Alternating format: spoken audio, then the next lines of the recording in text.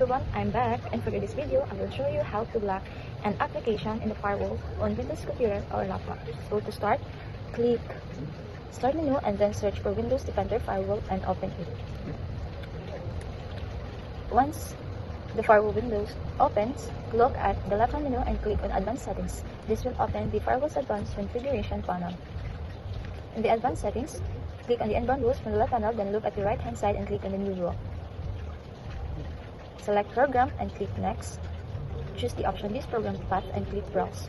After selecting the file, click Next.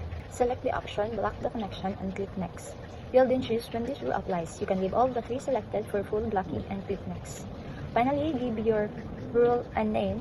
So I will name it Block Mendeley Desktop 1.9.8-Win32 and then click Finish. And the rule is now active.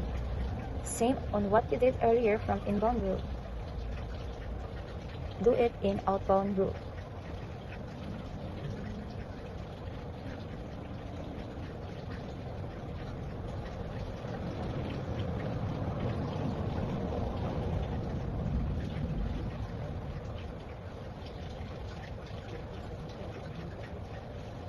You can now see in the inbound and outbound rules that Mendeley is already blocked.